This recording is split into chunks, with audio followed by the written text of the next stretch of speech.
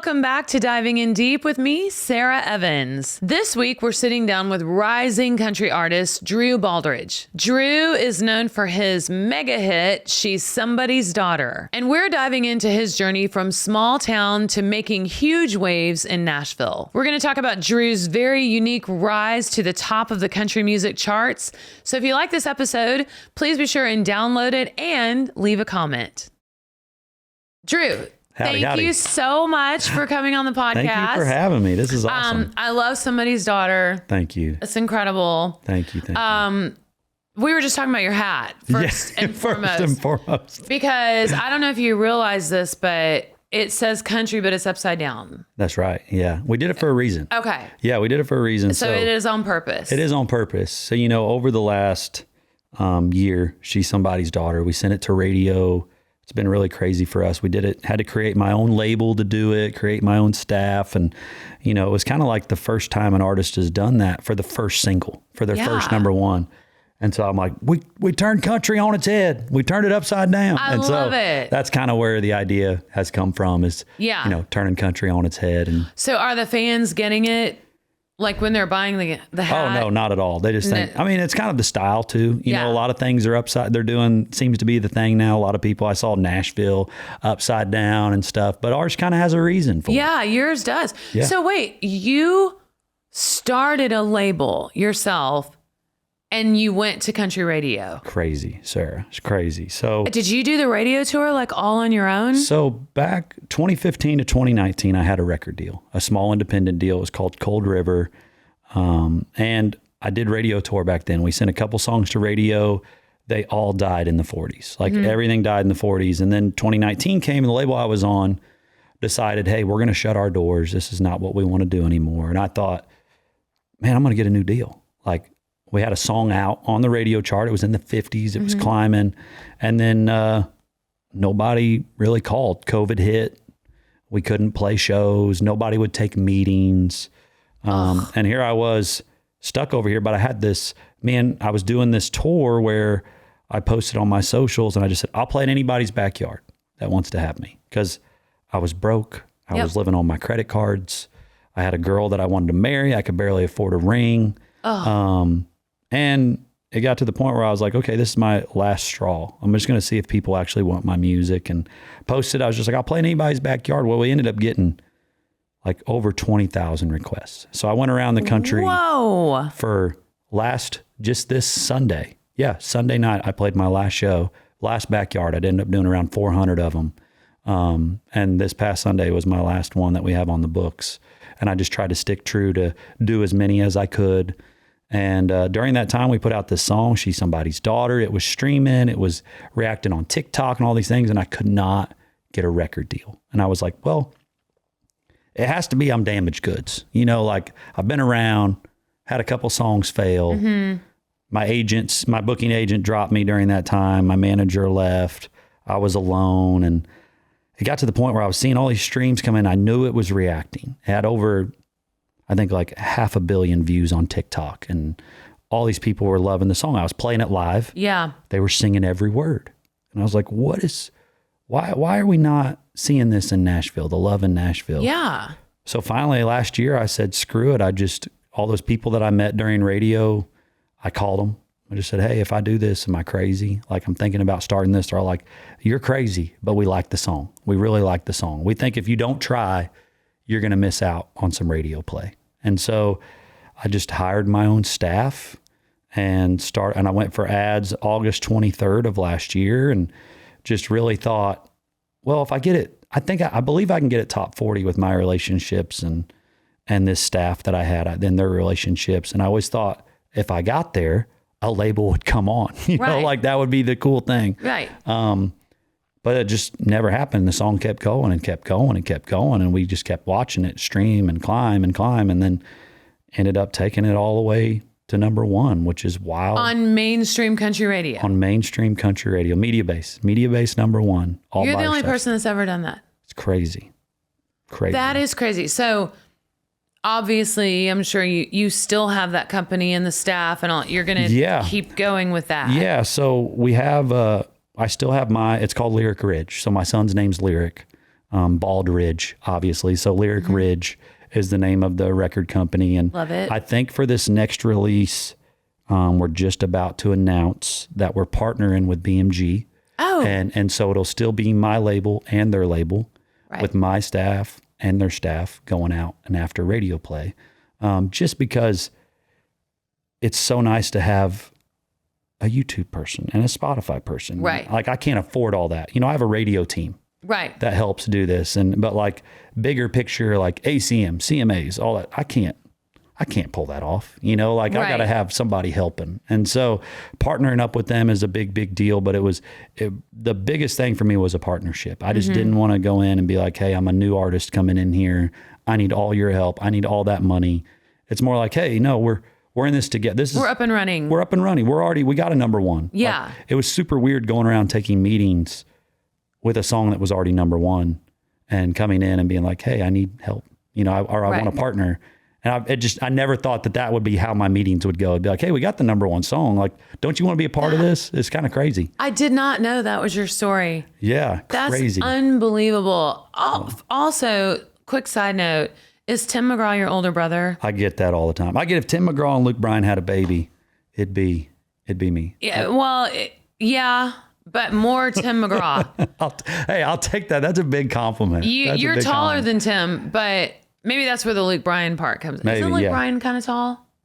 Yeah. He's kind of tall. I think it's just the hat and the brown hair. Yeah, the brown true. eyes, but you beard. look so much like Tim McGraw. Hey, I will take that. I appreciate it. I love Tim. Yeah.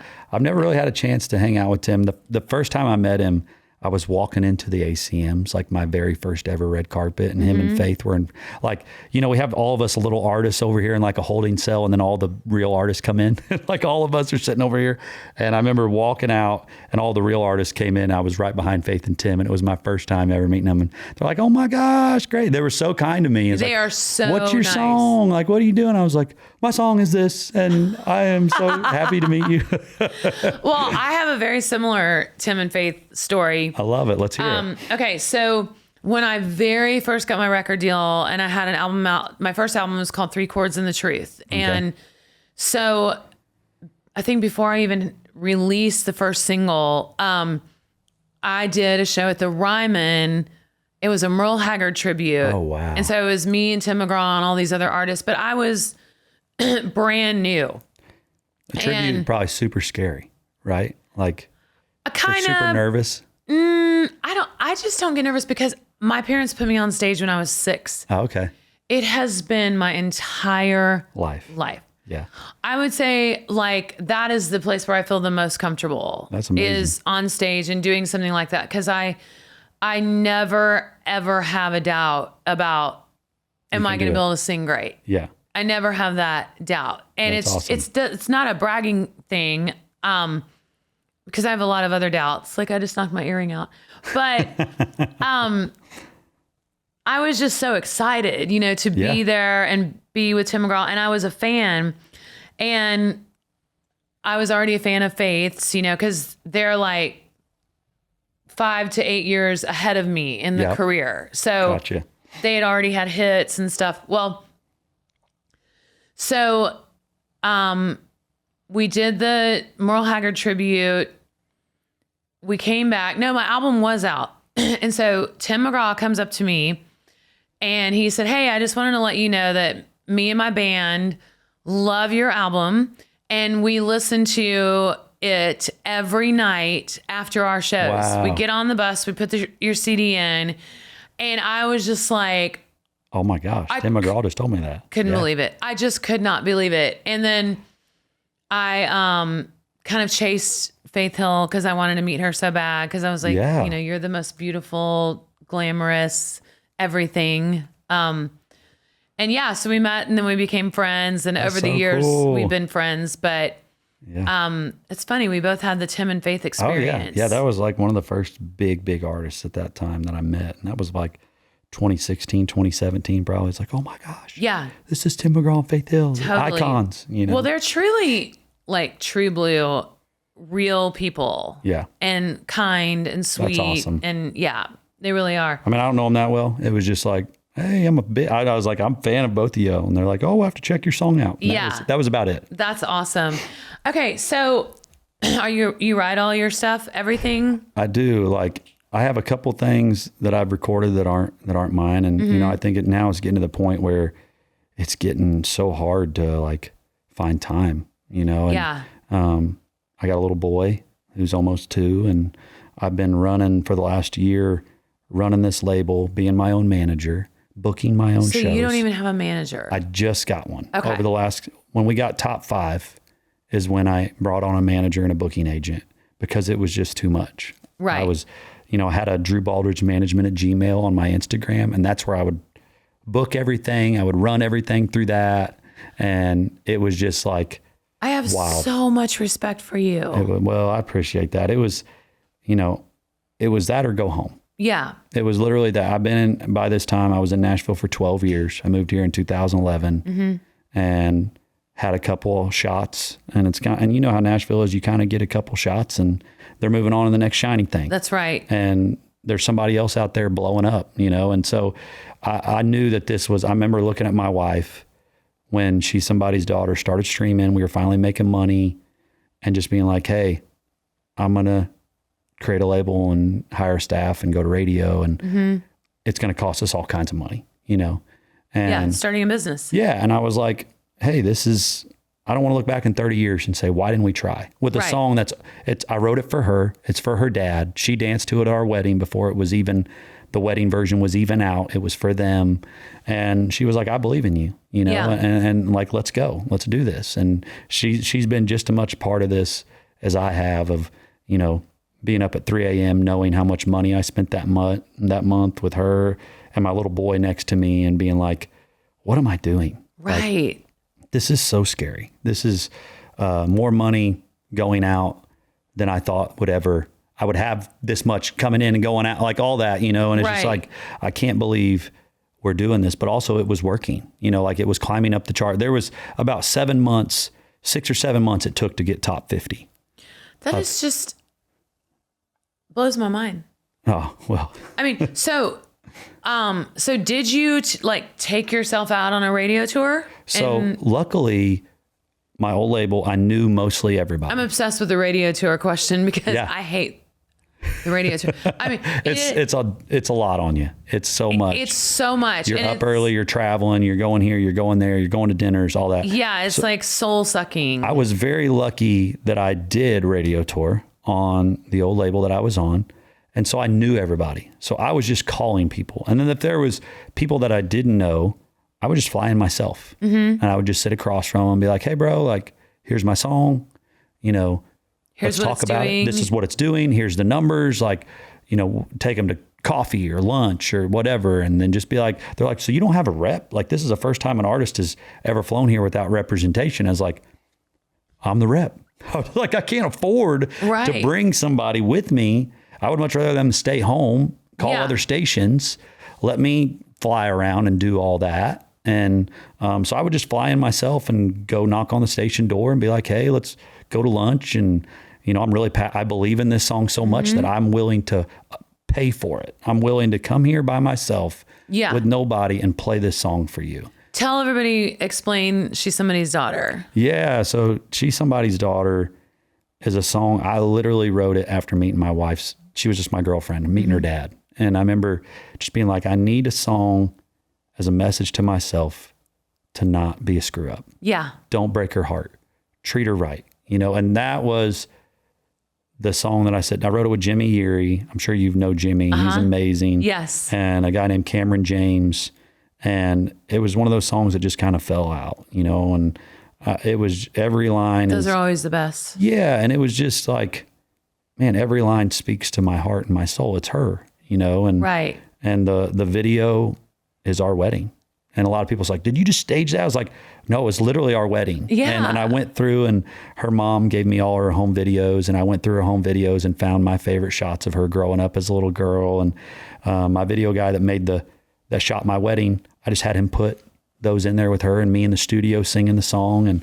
And so it's all really real to me. It's like there's some artists I've talked to that are like, oh, this was my number one and my first number one and I hated it. Or like, this was my first number one and it was totally not me. Now I got to chase this sound, or I got to chase something because it's not who I am or who I stand for. And that for would me, be it's terrible. like, yeah, this is my whole life. This is a song I wrote for my wife. And now it's a song that I invested our whole earnings into this to make it a hit on radio. And it's been so cool to watch all the TikToks made with it. I think that was the moment when I really saw it connecting. It was like daddy's first look at weddings, or girls coming home from war and their mom's running out, little girls waiting on their dads to get home from truck driving, and dads bringing their daughters flowers and bouquets for Valentine's Day. And I'm weeping. Yeah, I'm about to cry. You know, oh my gosh. It's like, know a woman's worth. Yeah. You know, and it was so awesome for me because it was almost like backwards to everything that's on the radio at that time. It was just like, you know, like as far as the bro country stuff. Yeah. And it was like, I always thought I had to chase that as an artist. I always thought I had to, you know, talk about that stuff. That Gene down. Yeah. And don't get me wrong. Like, I love all that. I cover those songs still, you know, but I played those songs in bars. I did that, but it was like, it was such a message of like, that's one thing I wanted to fight for it too, is like, hey, this is about treating women right, knowing their worth. You know, girls, find somebody that's going to treat you like you're somebody's daughter, you know, and that's what I get to talk about every night on stage. Right. I see little girls on dad's shoulders. I see big cowboys coming up to me and like tears in their eyes. Don't tell anybody I'm crying, but that song gets me in the heart, you know? Yeah. I love it. I don't know why I just turned into Sling Blade right there, but it was, but it's just good. like, that's what it was. Just, I don't know. It's just really real for me. And I'm really proud of it. As you can probably tell, I keep talking about it, but it's, well, and also it's,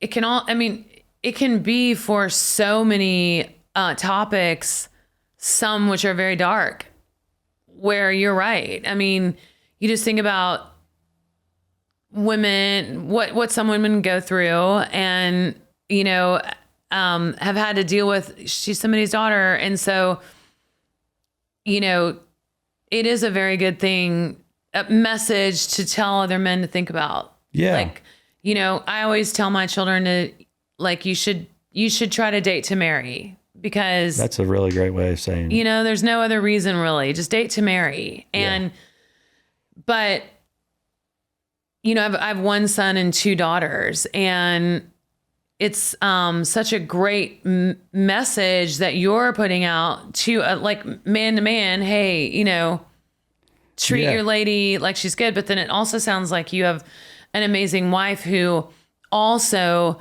you're somebody's son, and she recognizes that, and it sounds like she supports you and loves you. And oh my gosh, yeah. And I think it's so cool too to, like, you know, everybody always thinks that like, you don't have a daughter.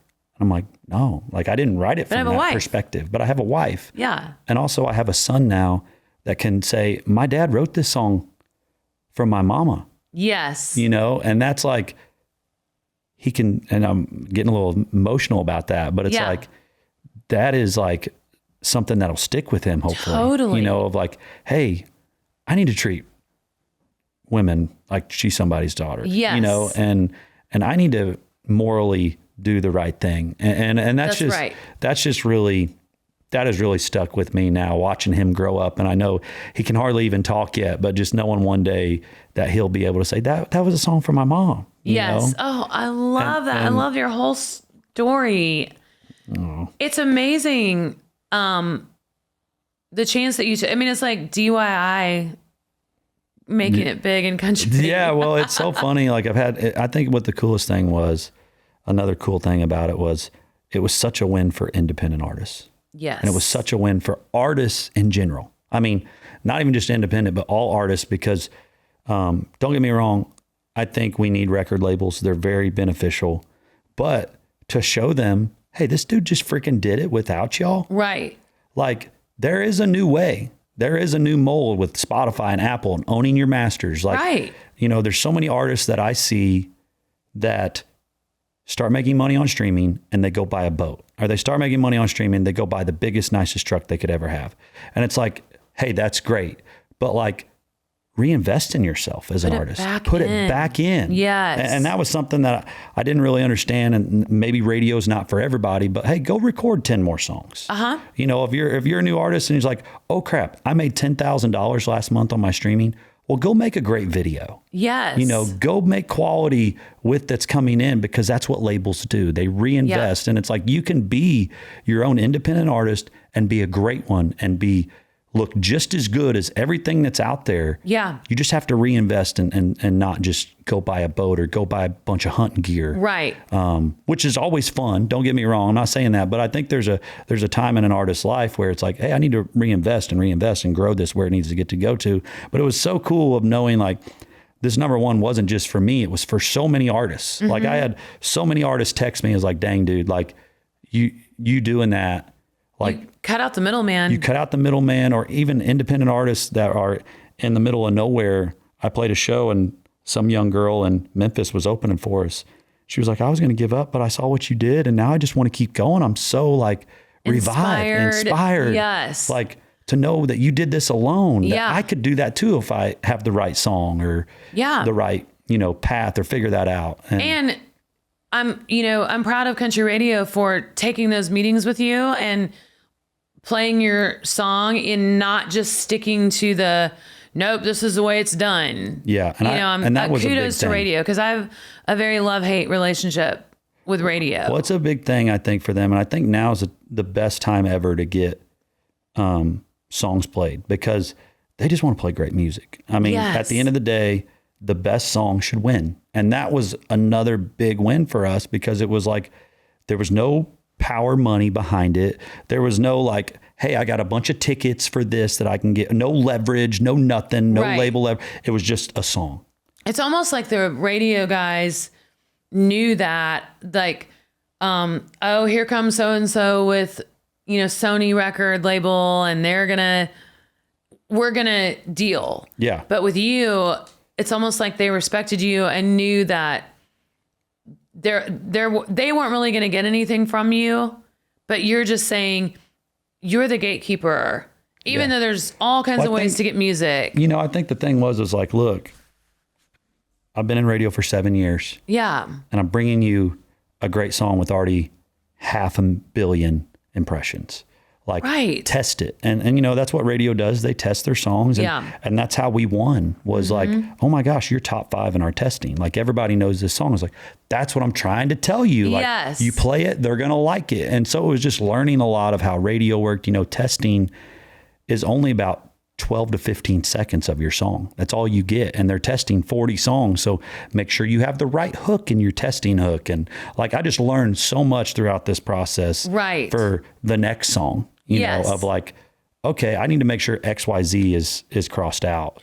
You have both sides of your brain going, like your creative side and your business side. Like, well, it's been so hard to be creative, during this process. I bet. And we haven't put a song out in a year because of it. And we're about to put it out.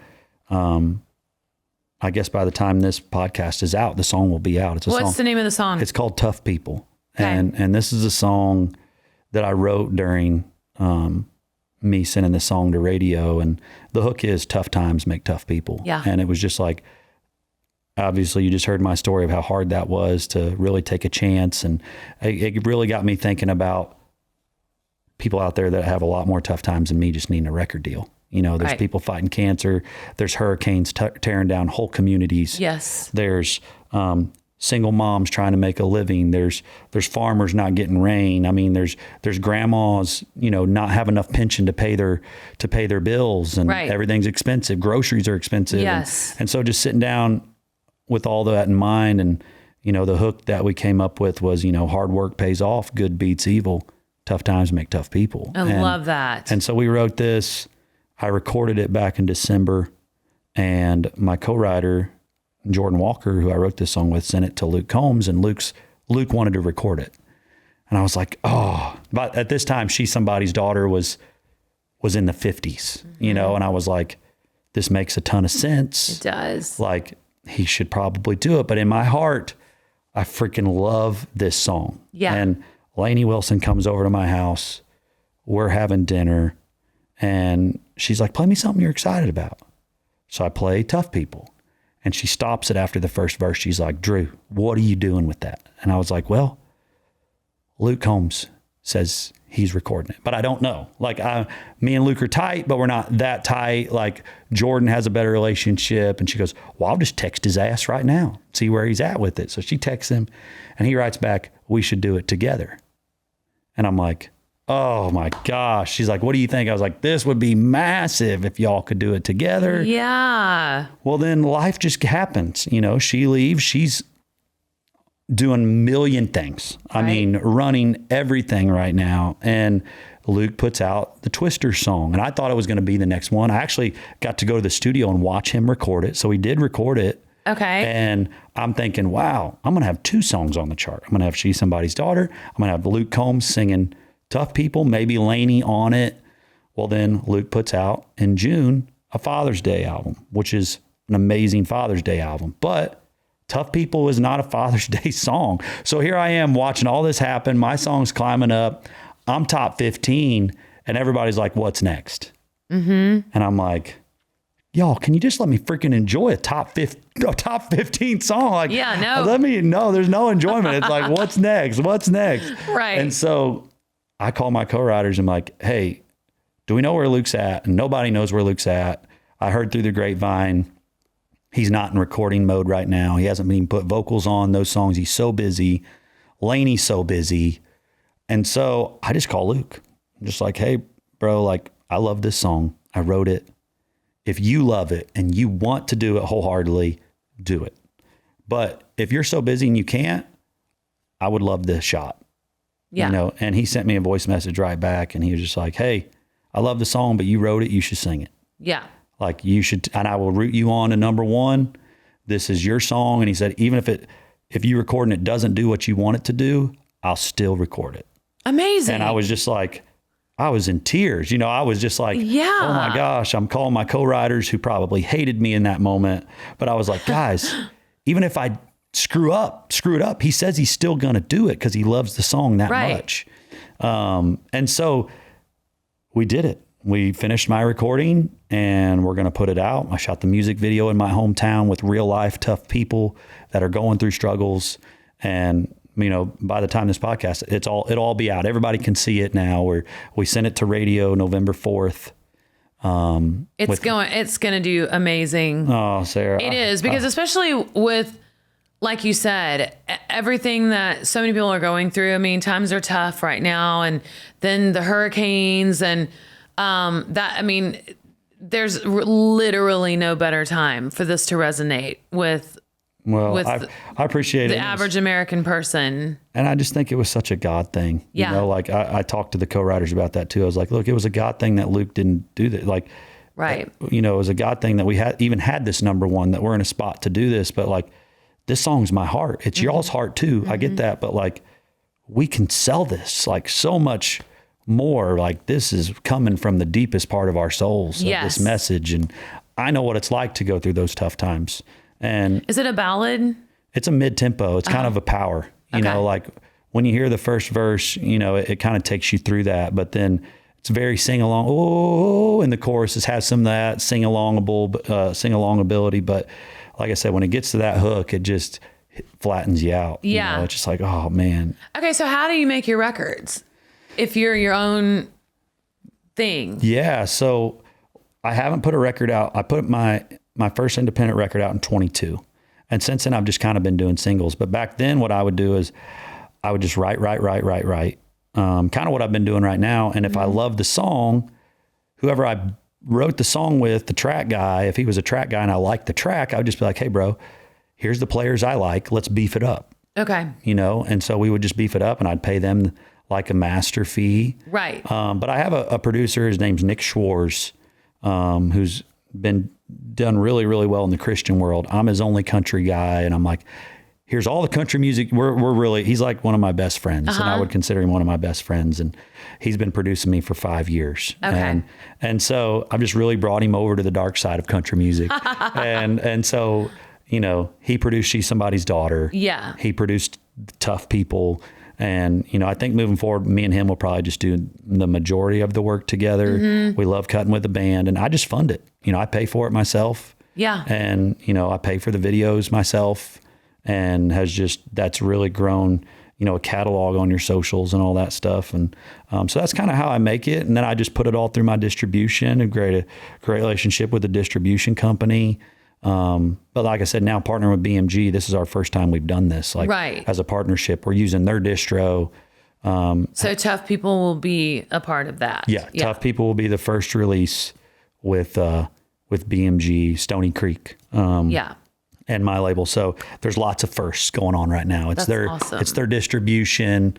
And I know I'm probably saying words that a lot of people listening to this podcast probably have no idea what's going on. Sorry, I go real businessy. No, I'm just amazed at what you've accomplished. Oh, well, thank you. It was like I said, learn or get out. Right. Know? And for me, I was like, this is the only way that I'm going to provide for my family. It came to that. Of like, okay, well, I need to create a living, play music, and I got to figure out the business. I got to learn. Right. I got to learn. And I think a lot of young artists that move here, or songwriters, they don't think that they're business owners. But at the end of the day, you're the CEO of your company. Yeah, it took me forever to realize that. I still don't think I realized that, because I started so young on stage. I have 2 older brothers and 4 younger sisters, and we were the Evans family band. Oh, wow. And I was 6 years old singing in bars, watching drunk people two-step. So my entire life, I've been doing music because I'm told to. Also because I love it. Yeah. But, it's like you said, were you nervous or whatever? And it's kind of like, if you ever read any autobiographies, like from a tennis player or whatever, and they talk about starting so young. And so it kind of chooses you instead of, so there's never been another option for me. I mean, the only other thing I would have done if I hadn't made it in Nashville was I would have just been a wife and a mom and a farmer, maybe. Because I grew up on a farm too. So did you? Yeah. Grew up on a farm. And y'all did that for your living? Well, my grandpa did for his living. Yeah. So we were, all summers, we're on a tractor. Yeah. We're in a town in southern Illinois, so corn, beans, cattle. Same. I'm from Missouri. Oh, are you really? Yeah. Central Missouri. Okay. We were corn, beans, soybeans, wheat. Us too. And then, I grew up on a horse. We had cattle, hogs. You ate, everything you ate was right there on the farm. Everything we ate was right there, and it was the absolute best. It was. It was the best way to grow up. And I worry so much about family farms and farming in general. And I just I don't know, my heart, I have so much passion for that. And I should start some sort of foundation or something to help family farms. But you still have that family farm up there? Anybody? My parents, about 3 years ago, sold the farm. It was almost 500-acre farm. Oh, wow. When I was about 14, we started raising tobacco.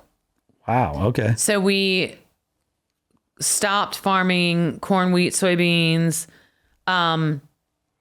kept the cattle and the hogs, but then we became tobacco farmers. And there's like a small area in Missouri that grows tobacco. I was going to say, that's not normally a Midwest. It's not a big tobacco state, but just the area and where we live. So, and it was government subsidized. And so every farm has tobacco poundage on it. So if you've got tobacco poundage on your land, then you're allowed to raise tobacco. Wow, that's cool. This is just all from memory, but I didn't really understand. Cool. Still don't really understand that. It's probably too much government involvement, but I don't know. But yeah, we did that. And once we started raising tobacco, all we did was work, as you know. I mean, it is nonstop work. But and if you guys were anything like me, all our tractors suck. They're all old. They all broke. Yes. All the time. There was always a breakdown. And I always think I'm a girl, so I didn't really do a lot of the tractor stuff. Yeah. Mostly mine was working in the tobacco fields. Gotcha. But then it would get to, harvest season where the tobacco stalks, they get to be this big and 6 feet tall. And you go and you chop them all with a corn knife and you make piles. Dry, right. And then you have a tobacco stick. So there's a pile of 5 or 6 stalks, which are huge. you put this tobacco stick in the ground, and there's a spear that you put on top of it. And then you pick up each tobacco stalk and you put it over that spear. Interesting. And then you layer them like that. So they all are standing. So that's when you see all that tobacco standing in the field. And so that was the time of year where we had to hire a bunch of help. Like teenage boys to come, because us girls couldn't lift it or anything. But then you load it on a big flatbed trailer like you're hauling hay. Yeah. Take it to the barn. Let it sit. You hang it in the barn and it dries. And I fell out of a tobacco barn one time because I was on the very top tier. So I was leaning down, reaching from the middle guy and hanging it on the top tier. And the pole that I was standing on rolled. Oh. And I fell from the very top of the barn flat on my face. Oh my gosh. And my stepfather made me get right back up. Keep going. Because it was nighttime and we needed to hang the tobacco. I mean, I worked my butt off. Yeah, well, I think there's so much tied in, and I know this sounds crazy, but farming and music. Mm-hmm. Like, I always tell everybody that all the time. It's like, look, it's so much work. People don't realize all the work that goes into it. And you can work. It's not glamorous. It's not glamorous, but you can work and not have a good yield. Like, you can work and work. Exactly. And what you put into it, you don't see. Or what the seed you're putting in now, you might not see for 6 months. It's like so much out of your control. It's out of your control. Is it going to rain right? Is the weather going to be right? At the end of the day, like, all you can do is plant the seed, and I just think there's so much. I always tell everybody there's so much to do with farming. It's like, you're going to have breakdowns. This is not going to go the way that you want it to do sometimes. Or like, sometimes you're going to have, a 250, bushel corn or whatever. You're going to have a great year, but sometimes you might not. You got to stock back for when the years are bad. And that's right. And I've always said that, because growing up, you're so right. It's so much like farming. It is. It's very, very similar in a weird way. You don't know what you're going to get for a bushel, and you don't know if it's going to rain or if it's going to flood. Yeah. Or if you're going to get the ads at radio. You have no idea. No, all you can do is write the song, and at the end of the day, put it out and hope that it resonates with people. Exactly. And sometimes what you love might not be what everybody else loves. And that's or even if it is what everybody loves, or something that is truly tremendously great, it still might not get the shot that it deserves. And that's what we were seeing with She's Somebody's Daughter. Like, we didn't feel like it was getting the shot that it deserves. Right. And so, you're so right on that front of just, you can do something really great, and sometimes it just doesn't get noticed. That's right. Yeah. I feel like what you were saying about country radio now, and they just want good music. Yeah. And you feel like that's kind of cutting back through? I do. I really feel like, right now, I mean, let's just all be honest, like, radio is not the first place people go to listen to music anymore. Right. They go to Spotify or TikTok or YouTube or anything, and they know that. They know that. After a certain age, though, I still feel like there's an age and above. Yeah, that still listens to radio. 100%. And they have no idea how to get on Spotify. Yeah, they don't. But I just think for them, what they're seeing at radio is like, hey, look, we got to play what's working. We got to play what's going to bring as many people to radio as possible. So we want to play the best testing songs. It's not all what just Universal's given us. It's not all just what Sony's given us. I remember when we were top 10, there were 3 artists that were independent. There was me, there was Shabuzi, there was another guy named Brian Martin. So a third almost of the songs were not a major label sending it to them. They were playing what was working for them. And I just thought that was super cool in a different time right now. And it should be a super exciting time for artists of just knowing that, hey, if you have the right song and it's really resonating, there's a real chance that you could have a radio hit. Because I mean, all artists and maybe I'm wrong and I'm a little older, I'm in my 30s, but like maybe 20-year-olds moving here don't want to be on the radio as much. But like, that's been my dream of being a radio artist.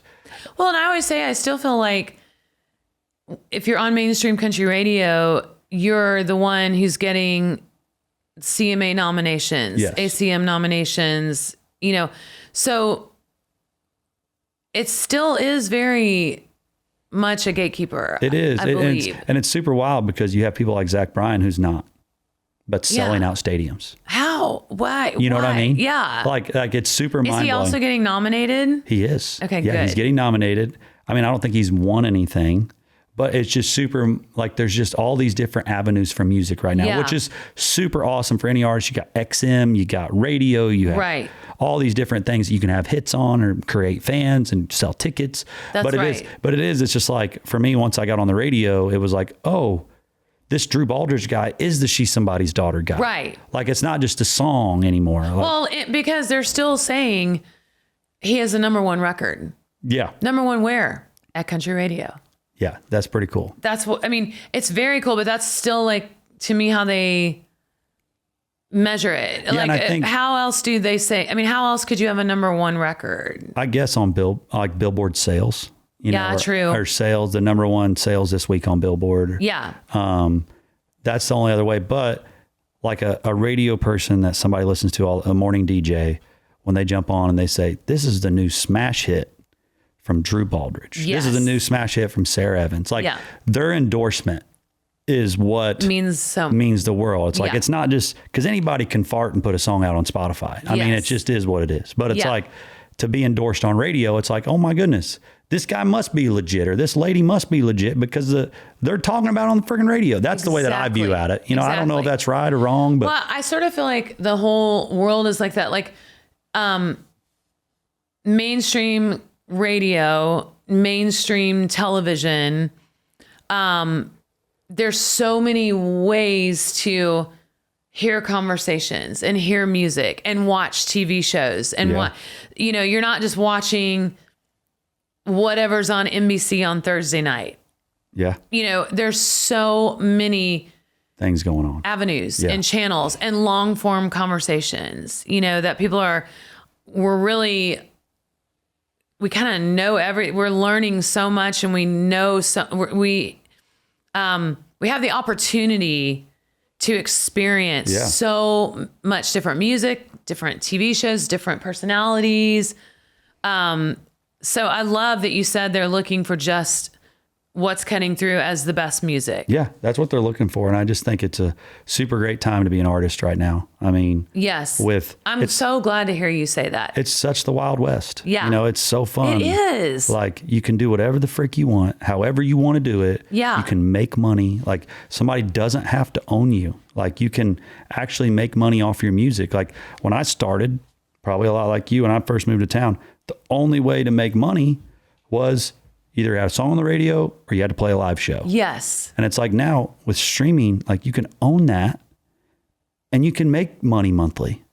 Like, you can get your streams, get a couple million streams a month. Well, guess what? You're going to be able to pay your house rent. Yes. Like, artists around the world right now, this is an amazing time to be an artist, to put out music, to put out your art that people can find and you can make a living off of it.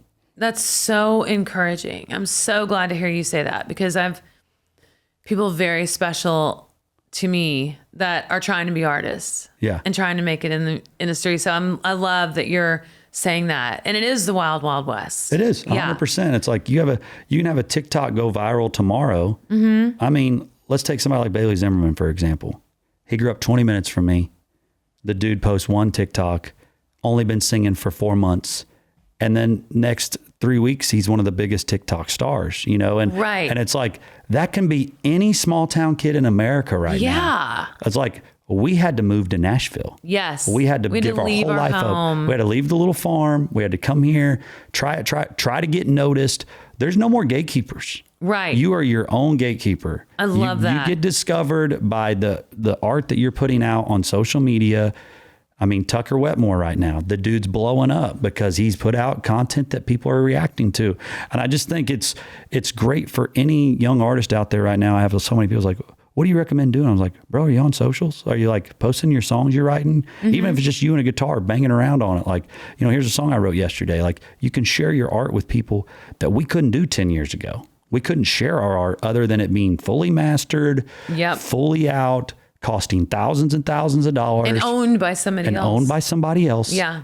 You can freaking own it and freaking put it out on your, whatever you want it, Facebook, TikTok, Instagram. Right. And you can wake up the next morning and have 100,000 followers. You know, like it's super wild. It is crazy. I love that. I love how positive you are about it, because I've had just a really crappy attitude about it for the past few years. But it sounds like what you're saying is it's actually turning around to be a positive thing. It really is, because I think it's, at the end of the day, it's the best art that's going to win. Yeah. You know, and I think, and I think us as artists, and I'm crazy, it's not always the best art, because sometimes people react to things that aren't artsy. Mm-hmm. You know, that's what I always try to think of, is like when I go watch a movie and I see the Rotten Tomatoes are like way low, but I freaking love it. It's like action packed, and it's like, oh, somebody rated that was really artsy and farts you into movies. Right. You know, it's like, maybe we're trying to be too artsy sometimes with our music, instead of just putting out stuff that's going to hit the simple farmer on his tractor. You're so right. You know, why are we trying to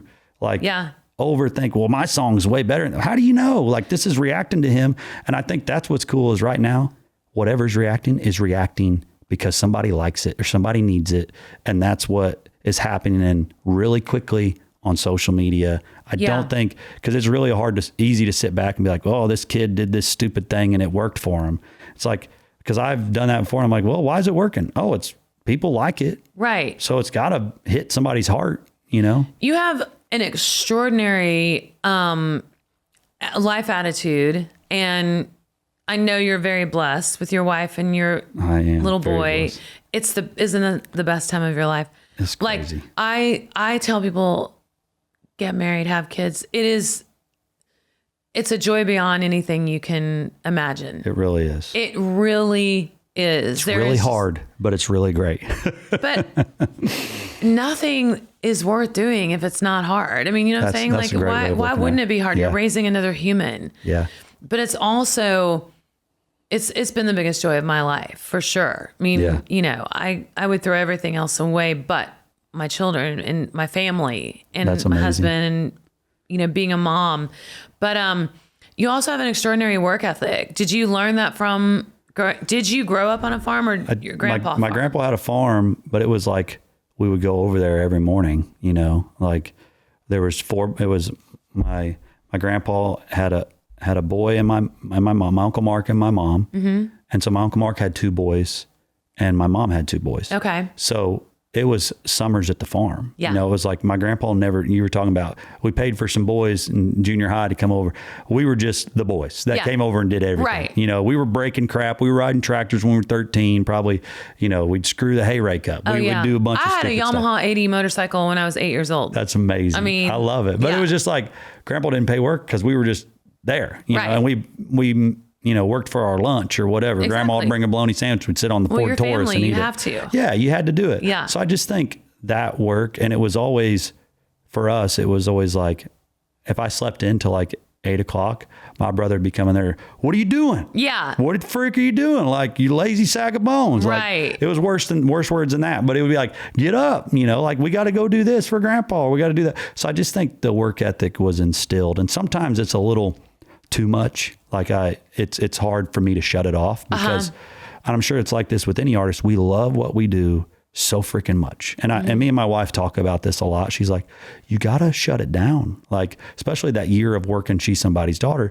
I'm talking to radio stations on the West Coast at 6 o'clock at night. I mean, you're like Loretta Lynn's husband. And it was like, on the radio stations. Oh man. Yeah. I mean, we're talking to people. It's 8 o'clock here, but I'm still talking to radio out there. And she's like, shut it off. Like, you need to enjoy this moment with your son. True. And she does a great job of, you know, smacking me around and be like, pay attention here. Like, get off the phone. And so it's almost like it's a great thing, but also sometimes I'm like, I wish I could shut it off a little bit. You know, we're up at night, us as artists. I talk to a lot of friends, like 3 a.m. You're like, what could I be doing more creatively? How can I get my music out differently? And sometimes that's really hard to shut off. I remember during COVID, and I was struggling really hard with music and figuring it out. And I remember ordering Chinese food, and I went and sit at the bar, and I was waiting on our Chinese food to be done. I was watching a guy in the back flip the Chinese food and just having the time of his life. And I was so jealous because he's going to go home. He's going to shut off his work day and he's going to love his family and he's going to love watching TV. Yes. He's going to love all that because work is just work. Right. And my work is my life a little too much. Like it's farming. That's very true. Yes. It's farming. It's very true. You're so right. I don't know that I've ever heard anybody compare the two that much. Cause I always say that like, singers and musicians and athletes are a lot alike, just like making your body do what you want it to do. Yeah. Like have rhythm and be able to make that catch and that throw, whatever. But as far as the lifestyle, it is so much farming because it never shuts off. It's year round. Yep. You don't know what the outcome is going to be, but and as far as, like touring, I'm trying to figure out currently a little bit of a different way for me to tour because it's been 3 or 4 years straight that I've been doing 70 or 80 dates a year. And so I'm trying to map it out to where it feels different. Yeah. So that it's not so wear and tear. Because the back and forth, I feel, is maybe more wear and tear. Yeah. But all that to say, it is just a big, it's just a big year of, and we made it to, harvest. Made it to harvest. And now we've taken it to the sale barn, and now we can relax for a minute, and then we're right back to planting season. Yeah. Yeah. It's pretty wild. So when did you start singing? So my first time like in person was first grade. So okay. First grade Christmas program. But grew up singing in church. Mm-hmm. We were a very small little church there where I come from.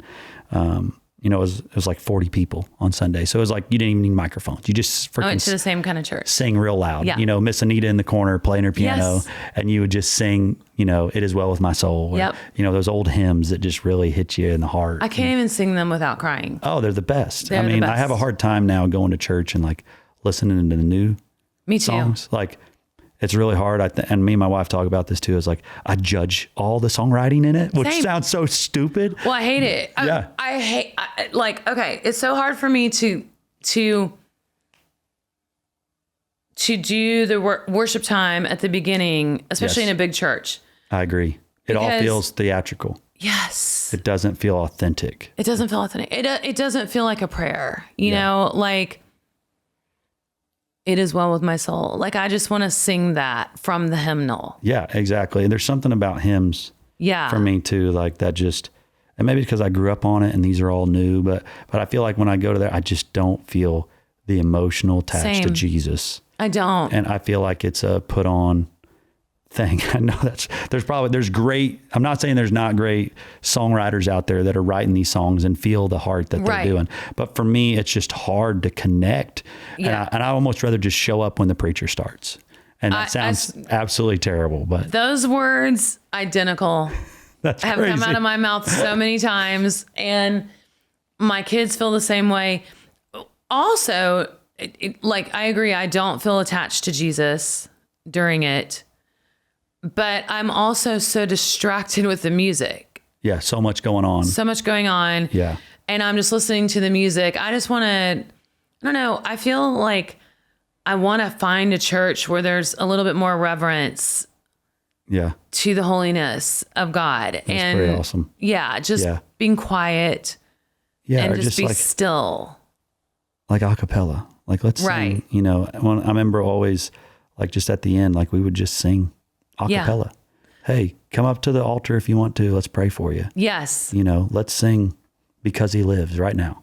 My God, He lives. You know what I mean? And so we would just sing a cappella or just like, give me a piano in the corner. And that's what I always tell my wife. And I was like, I know I'm not, I sound like an 80-year-old man right now. No, I love it.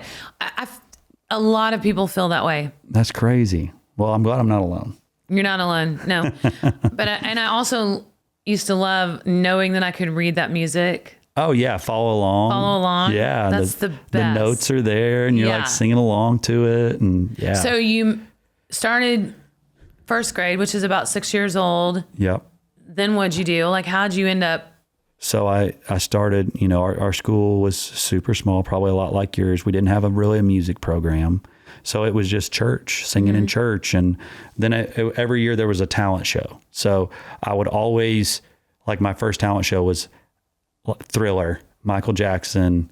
My buddies were the monsters walking around. Yeah. And I was like, I would lip sing and I would dance and I would be in front of people and I'd wear the jacket. And then it was amazing. Then it would be Blues Brothers. Then I would have a buddy and I was Dan Aykroyd, and then we would do Grease Lightning and we'd pull in a little car and I would, do the dancing and lip sing along. Did you say the exact words? Cause they're so dirty. On Grease. Oh yeah. Well, I just lip sing. I never knew they would that. Play we watched Grease recently and I was like, oh, growing up, it just goes over our heads when we're little. Yeah. So it was just like, did a lot of that. And then when I took piano lessons when I was about 6 and I remember being like 3rd grade and be like, Mom, only girls play the piano. Like, this is not cool. Like all my friends like are playing sports, blah, blah, blah. So I was big into sports, but when I was 16, I picked up a guitar and my best friend in my same class was an amazing musician, really? Still the best musician I know. That's crazy in such a small town. And like 13,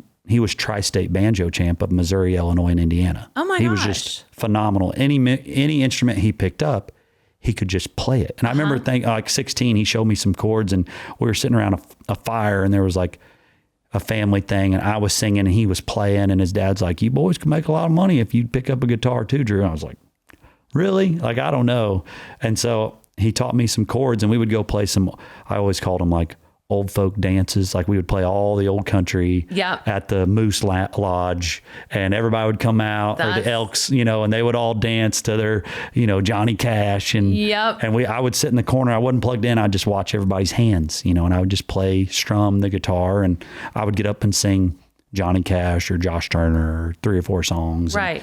But then we started a band called John and Drew. His name was John, mine was Drew, and we just played acoustic and I would play and he could, and I remember just always thinking, man, I suck because he is so good. And he was the only person I knew that played music. And so he would be like, hey man, next week I think I'm going to bring harmonica. I'm like, you don't play harmonica. He's like, but I'll figure it out this week. So I'd be playing. He's like, keep the chords going. He just tear it up on harmonica and be like, oh my gosh. What's he doing now? So he's still in our hometown. He still plays on weekends and I still love him to death. We still talk and still one of my best friends, but the Nashville thing wasn't what he wanted to do. Calling, yeah, it wasn't his calling. So you came here at what age? I came here at 19. Okay, me too. Yeah, 19. Our stories are so similar. That's crazy. It's crazy. Yeah, came here at 19 and I started playing in bars like 16, 17 with my acoustic and then came here and started playing at Tootsie's,